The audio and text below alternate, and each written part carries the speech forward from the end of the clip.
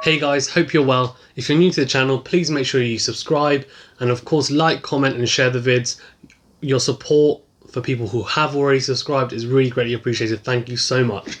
Okay, so sorry for being a bit late with my QS weekly boxing updates this week, just being hectic, and also as you guys will have seen, I've been posting a lot of boxing videos after some dramatic fights over the weekend. And yeah, some really nice collaborations that I've done with some other people. So yeah, but I've found time today to go through this. So yeah, I'm excited to get through some very interesting topics and controversial ones. Okay, so first of all, I want to cover the Lewis Ritson versus Vasquez card, which I'm sure you guys know it's just been so controversial. Let's kind of work our way through the card. So first of all, there was Ellis Scottney versus Bet Connolly. Ellis Scottney was making her professional debut. She's only 22. I think they said that she was working in B&Q until she quit just before this. She looked good. She looked good for her win against Bet Connolly, who looked quite tough and won that via points decision over 6 rounds, 60-53. Comfortable win for her, and hopefully, yeah, we can see more of her in terms of bigger fights and kind of progressing her through the ranks. Then we had a bit of a wild card that was thrown in. So Kane Baker versus Mesech Spear, is that right? I'm going to go with that. So this is a fight that was put on quite late, and Kane Baker, after losing to Akib Fiaz in a a pretty heated fight, came back and after saying that he was retired, came out of retirement, and it was a good performance from him. So I think he is an all-action fighter, as we know, and yeah, good to see him get a win. Mesech Spear is someone who is looked after by Tony Bellew and was unbeaten.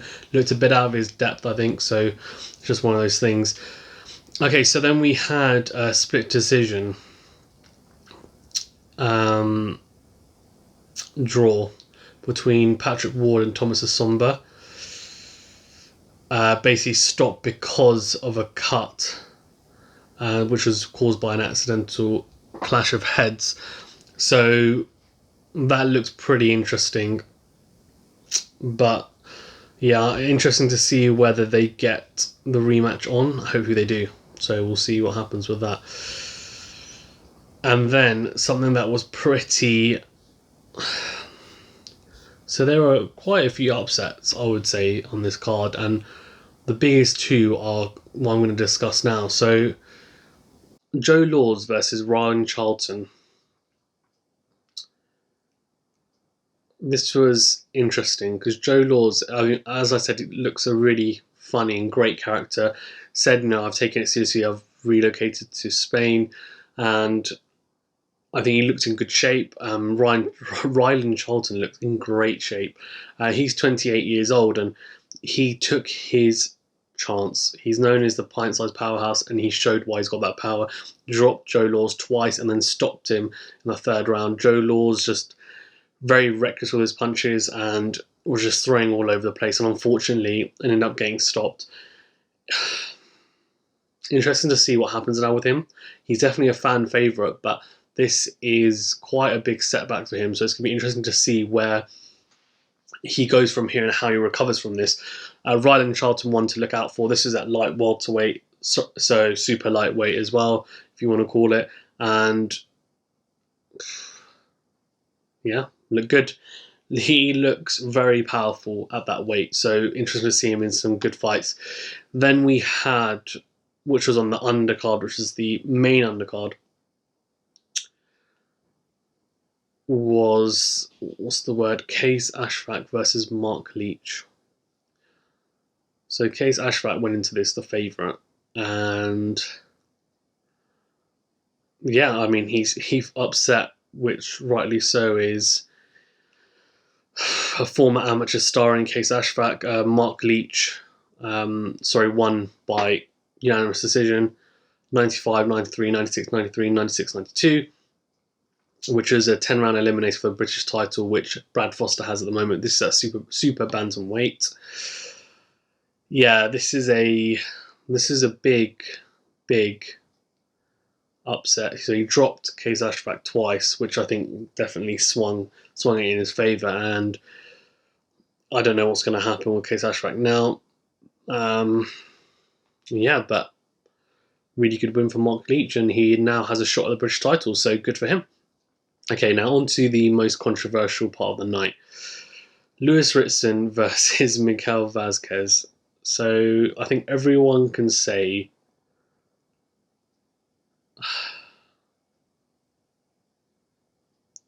that someone like Miguel Vazquez isn't the most action-packed fighter, but he clearly, I think everyone can say, won this fight. Just the cleaner work. Ritson was not throwing much. I think it's funny. I think Eddie Hearn said in an interview that he heard his corner say, there was no kind of urgency to say you need to get a move on. And so for some reason, his corner thought that he was comfortably winning, Ritson's corner that is. But everyone else apart from Ritson's corner, and clearly the judges, thought Miguel Vazquez won that really, really comfortably. I don't know.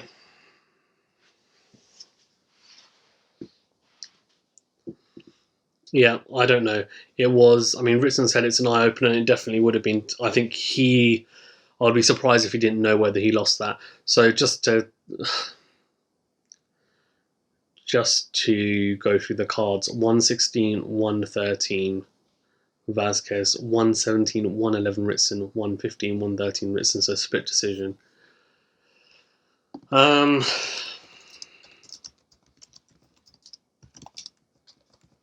It's just, this has been happening way too much. I think someone said, look, this is a joke, right? Because doesn't happen. This isn't something that happens now and then. This has been happening quite often. And obviously, we've seen now in the Lomachenko-Lopez card, for example, yes, Lopez did win that, I think we can probably say. I had it 7-5, so it's a close fight. The cards that they gave were just ridiculous. Like,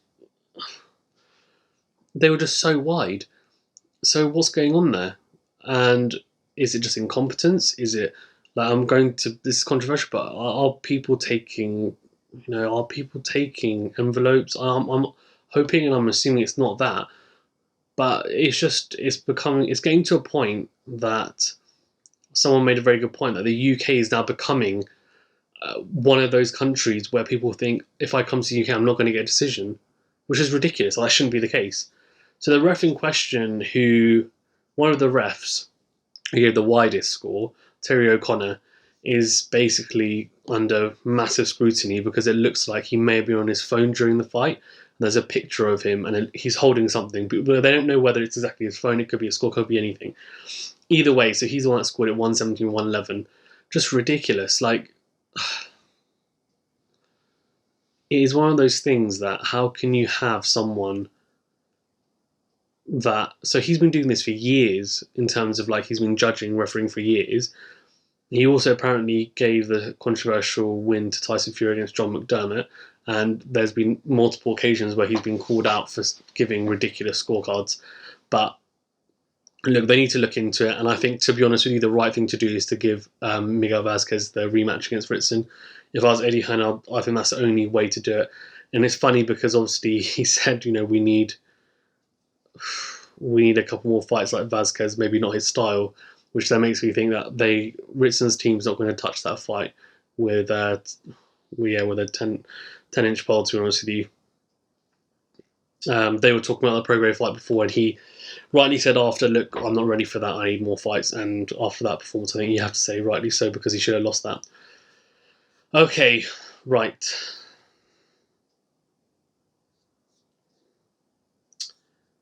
On to other news then. So, as I said, Lomachenko-Lopez fight obviously happened on the weekend. If you haven't seen my video breaking it down in depth and doing a proper analysis on it, please check it out. It's on my channel. I'm not going to do it on here because I've already done it.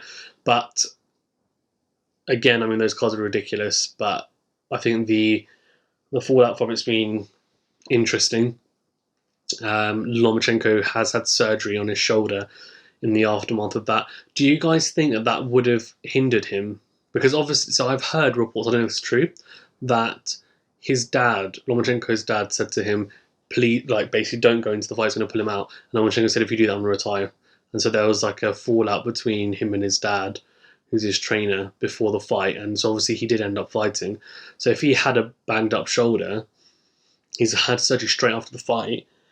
I mean, is that why he didn't throw for the first 6 rounds? I don't know. It's very, very, very strange. I mean, if your shoulder's like that, should you just pull out and just postpone it a little bit? I don't know. I mean, I guess the recovery time, etc., and he doesn't want to look like he's weak. He's probably got quite a big ego, Lomachenko, as well. It's a difficult one. But yeah, let me know what you think, whether you think it would have hindered him. Because surely it did. But again, you can't use it as an excuse, because at the end of the day, like, he went into the fight. So it's difficult to say, yeah, that's the reason. I think definitely props to Lopez, and I don't think it takes anything away from him, to be honest with you. It's just one of those things. In terms of what Teofimo Lopez said after, he said something that is so relevant, I think, to the boxing world today, which is everyone's trying to be Money Mayweather, but no one realizes that first of all you have to be Pretty Boy Floyd, take those hard fights, fight the best of the best, and then you can become Money Mayweather. Everyone's trying to skip that stage. Everyone forgets that Mayweather was Pretty Boy Floyd first. He fought a number of top contenders, huge fights, for not that much money. And then after the Oscar De La Hoya fight, he became a pay-per-view star. That's when he became Money Mayweather. People forget that, right? You can't forget that.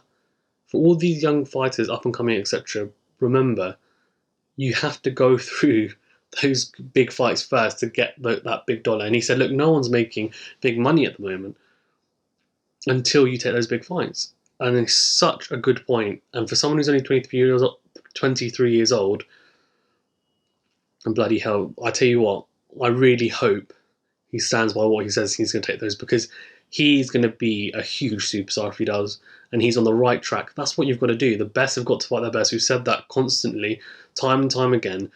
For example, even in the heavyweight division, the best have got to fight the best. In every division, the best have to fight the best. It's just going to happen. I don't care about this promotional differences, etc. The only way you're going to become a global superstar is by fighting the best. That's it. End of story. I just thought I would add that in because I just thought that was such a great quote from him. And actually, breaking news, apparently, I could be wrong, but just been reported by the British Boxing News, Billy Joe Saunders versus Martin Murray world title fight confirmed. So that would be for WBO super middleweight title. What do you think? I mean, Martin Murray obviously has got some miles on the clock. A few losses. He was a decent fighter back in the day, but he obviously hasn't had... I mean, he's obviously not in his prime, right? But what do you think? Do you think this is a decent fight for Billy Joe Saunders to take? Billy Joe has done an interview saying he wants Canelo in May of next year. I don't know whether that's going to happen or not. Who knows? But I guess, look, at least Billy Joe Saunders is going to get a run out, because I think he needs to get a fight under his belt, because he can't be inactive and not fight for this year. It's just ridiculous. He's got to fight. So hopefully that news is true and he's going to get that fight and defend that belt. Okay, so basically, I want to then just talk about some of the fights in the upcoming weekend. And no big cards in the UK, from my knowledge. But there is one which Matchroom are doing in Mexico, which has got two of the best super flyweights in the world on the card. So we've got Estrada and Chocolatito, who's on the undercard. So they're not fighting each other, but these are fights to set up that fight, that huge fight. So these are going to be tune-up fights really for them. So Estrada's going to face Quadras, which is a rematch. That's for the WBC World Super Flyweight Championship. And then we've got Chocolatito versus Gonzalez versus Gonzalez. And yeah, that will be for the. What's Gonzalez got now? I think he's got the WBA, right? Because that's what Kaliafi had. Let's check. But basically, when they fight, it's going to be unification, and he's back. And it's so funny because everyone thought that he was basically washed. That's why they made that fight with Kaliafi. So the WBA, yeah, super flyweight title, as I said, everyone thought, he's he's washed. That's it. He's not going to do much. And what about the years? Beat Kaliafi really convincingly, and he is back. He is back. So fantastic, right? Okay, so that's Estrada. Now there's also another fight, obviously, as I said, Chocolatito versus Gonzalez. These are seen as chin-up fights, so hopefully they can get through that, and then they can make a massive fight at Superfly, which is the biggest fight that can be made, which is Estrada versus Chocolatito, which would be a rematch as well, with Chocolatito winning the first match, if I'm not mistaken, the first time. So yeah, by unanimous decision. Estrada's improved a lot since then, so it's going to be interesting to see what happens in that. So hopefully, they both come through respectively and they get it on. And then we've got Julio Cesar Martinez on the undercard.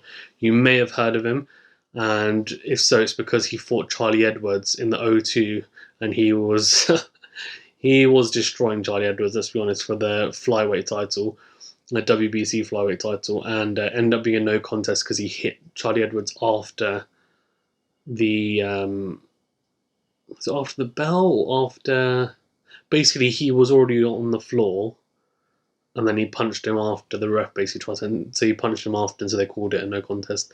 So Charlie Edwards got lucky and didn't lose his belt. And anyways, he's moved up. But he fought then Christopher Rosales for the vacant WBC flyweight title after Charlie Edwards vacated it. I think that was an eye opener for Charlie Edwards that he was definitely not in the right weight class, and won that via TKO. And then was out against Jay Harris, who fought really valiantly, and that was on the undercard of the Chocolatito and Kaliafi card, actually. Unanimous decision for him. Didn't look great, but we'll see what happens with that. So now he's facing Moses Caleros, who's got a record of 33-9. So again, that's going to be a kind of tune-up fight for him to just get him out, get him going, and hopefully he can look good and start going, because he's an exciting fighter, but he does look a bit one-dimensional. And I know a lot of people have said he looked very promising in his first few fights, but he just doesn't look like he's improving too much. And he's, I think, if I'm not mistaken, with the Canelo's team. So hopefully they can get him improving and developing parts of his game. And let's see how that goes. Okay, I think, yeah, that's me done. So, yeah, that's all. Hope you guys have a great rest of the week and a great weekend as well. And I really look forward, actually, to these fights. I mean, there's some cracking fights coming up in the next few weeks, which I cannot wait to preview as well. And so stay tuned for those. And yeah, stay safe, guys. Thanks.